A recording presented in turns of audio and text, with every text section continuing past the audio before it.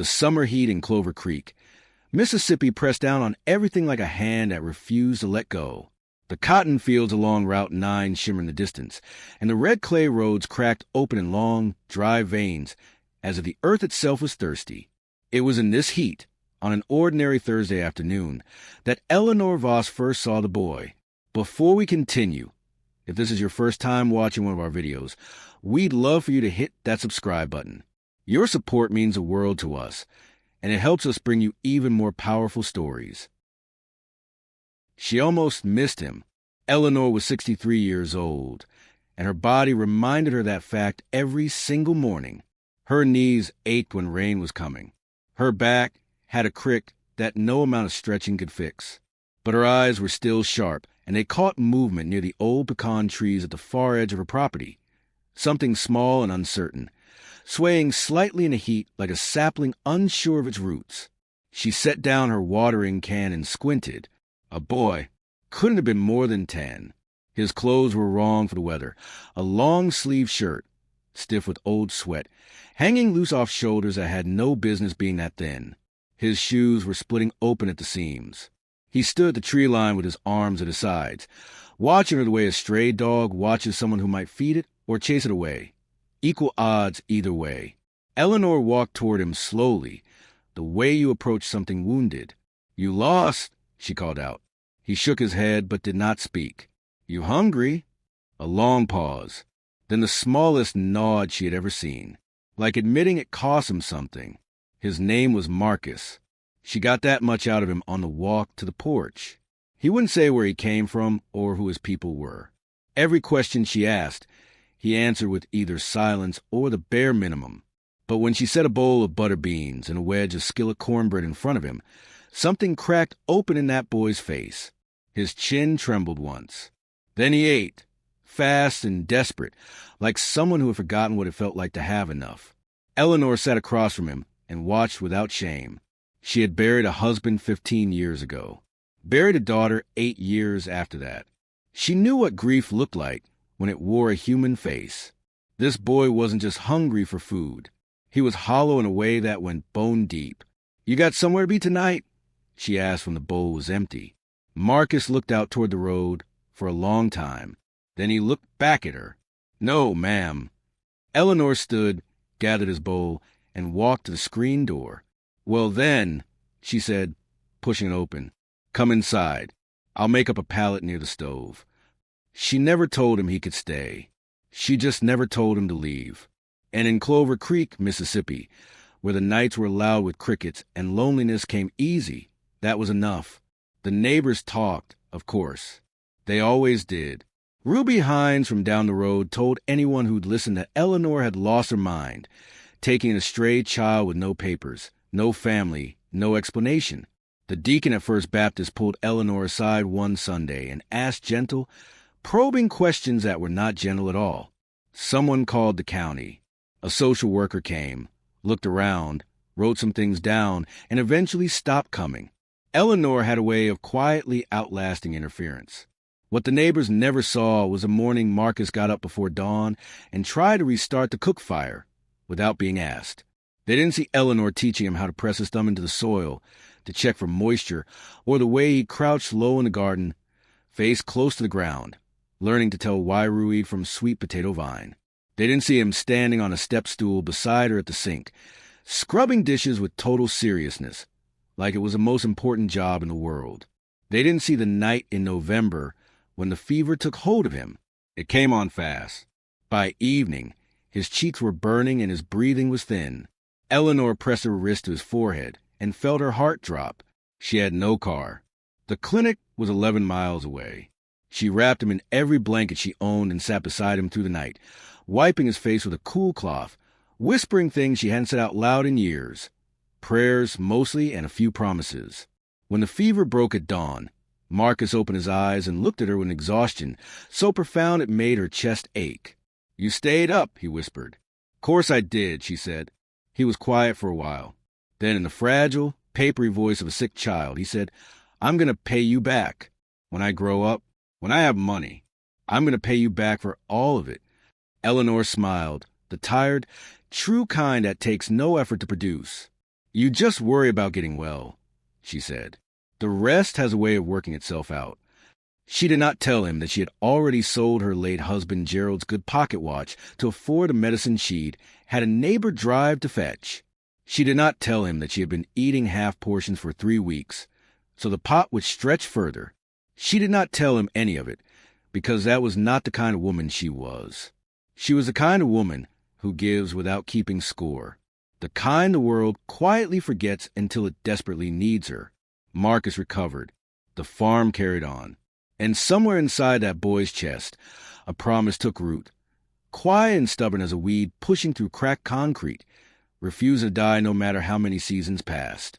5 years passed the way years do on a working farm, slowly in the living and quickly in the looking back. Marcus grew. His voice changed. His arms found their strength. He learned which fence posts Eleanor favored when her knee flared up, and he fixed them before she noticed they needed fixing. He learned that she took her coffee with 2 sugars on cold mornings and 1 on warm ones.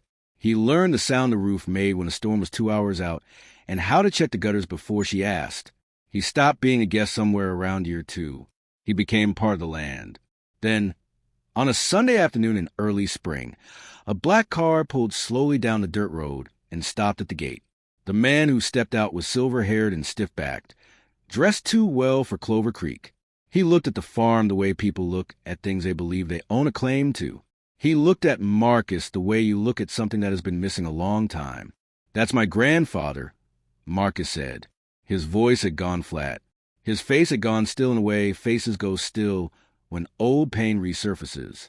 Eleanor stood beside him on the porch and listened to the conversation. Words like custody and legal obligation, and his rightful place floated between the men. She understood, without needing it explained, that Marcus had a life somewhere else, one she had never been part of, one that had apparently been looking for him. When Marcus turned to her, his eyes were wet. She did not let herself fall apart. She had learned long ago that some people needed her to be steady, so they could afford to fall to pieces.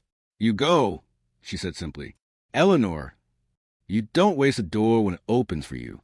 Her voice was firm, but she pulled him into her arms and held him the way she had wanted to hold her own daughter in those last months and hadn't been able to.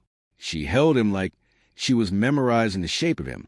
When she let go, she pressed a folded piece of paper into his hand. Her name.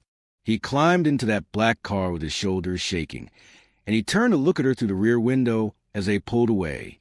She stood at the gate with her hands clasped in front of her and watched until the car was gone and the dust had settled and the road was empty again. Then she went inside, sat at the kitchen table, and allowed herself, just for a moment, to grieve. She had fed that boy thousands of meals. She had pressed her palm to his forehead in the dark. She had mended his clothes and walked him to school and taught him to read the weather. She had never once called him hers. But he had been, in all the ways that mattered, he had been. The years that followed were lonelier than Eleanor let on. She kept farming. The land asked no questions and made no demands beyond honest work, and she gave it that willingly. She aged into the farm and the farm aged around her, the shed roof sagging a little more each year, the porch step groaning in new protest, the rows of vegetable garden growing slightly shorter as her back grew slightly less willing. Then the developers came. It started with polite letters, then less polite ones, then men in clean boots walking her property with clipboards, pointing at things and writing things down. Then an inspector who visited twice, then 3 times, then handed her a report she could not fully understand but understood enough. Non-compliant, unsafe structure, zoning violation. She hired a woman in town to read the letters for her. What came back terrified her. A court date, an eviction order, a date circled in red. The neighbors had already sold, one by one, like lights going out down a street. They told her she should do the same. They told her fighting was pointless. They said it kindly, which almost made it worse. Eleanor planted her garden anyway. She fixed the fence post that leaned worst and left the others. She watered her rows and watched the sun move across the sky the way it always had, indifferent to legal proceedings and corporate timelines. The morning of the eviction, the convoy arrived mid-morning. 2 county trucks, a flatbed, a white van with tinted windows. 6 men who would not look her in the eye. A deputy who read from papers without looking up, filling the morning air with words that meant this is over without having the decency to say it plainly. They moved quickly. Her things came out of the house in rough hands. A framed photograph of Gerald slipped and cracked against the clay. No one picked it up. When they carried out the mattress from her bedroom, the one she and Gerald had bought together 40 years ago, something gave out inside her. Her legs buckled. She reached for the old pump handle and missed. Her knees hit the earth. She pressed her hands flat against the soil she had worked for 40 years and wept, loudly, without grace, the kind of crying that has been held back for too long and comes out all at once. She hated it. She hated crying in front of strangers. She hated needing to be held up. She hated all of it. And then the sound came, a low, rhythmic thunder, wind that came from nowhere and swept dust up in great swirling curtains. Heads turned. The deputy stepped back. The trees along the far field bent. A helicopter descended into her cornfield. The man who stepped out of the helicopter was somewhere in his early 40s. Dark jacket, calm posture, eyes that moved quickly and missed nothing. He scanned the convoy. He scanned the scattered furniture. He scanned the men with clipboards. And then he saw Eleanor on the ground. His jaw tightened. He walked toward her with long, deliberate strides, crouched low in front of her, and spoke quietly. "Ma'am, what is your name?" She looked up at him through tear-blurred eyes. "Eleanor Voss." Something crossed his face, a flash of something deep and breaking. There and gone in a second. He closed his eyes briefly. When he opened them again, he was already standing, already turning toward the officials. "Stop," he said. The inspector started to object. The man pulled out his phone, made a single call, and held it up so the deputy could hear. By the time he lowered it, 3 things had happened. The court order had been challenged, independent auditors had been dispatched, and the man's attorneys had filed an emergency injunction from somewhere across the state. Then he turned back to Eleanor. His voice dropped. "It's Marcus," he said. The words did not land at first. She stared at him. Marcus was a thin boy in a too-big shirt. Marcus was a child who ate butter beans like they were a miracle. Marcus was a promise and a memory and a folded piece of paper she had pressed into a child's hand a lifetime ago. This man was none of those things. And then he was all of them. "Marcus," she breathed. He offered his hand. She took it. His grip was steady and sure, and he pulled at her feet gently, and she noticed his hand was shaking. What followed was swift and devastating for the right people. The inspection reports were forged. The court dates were fabricated. The signatures were copied from documents that had nothing to do with Eleanor's farm. By the time Marcus was done making calls on that red clay driveway, the inspector had gone pale, and the deputy had stopped speaking entirely. Charges were filed before the week was out. Executives resigned. Land deals collapsed. The men who had tried to take Eleanor's farm found themselves facing federal oversight and criminal investigations that unraveled publicly and painfully. Marcus came back often after that. He came in work clothes, not suits. He walked the rows with her and asked about the soil. He fixed the shed roof with his own hands on a Saturday morning, while Eleanor brought him sweet tea and watched from the porch, shaking her head slowly. He set up a legal trust around the land, airtight, permanent, protected. He hired workers from the town. He installed new irrigation, repaired the fences, replaced a porch step that had grown for a decade. He never made a speech about it. He never asked her to be grateful. He just showed up and did the work, the way she had once shown up and done the work for him, without ceremony or expectation.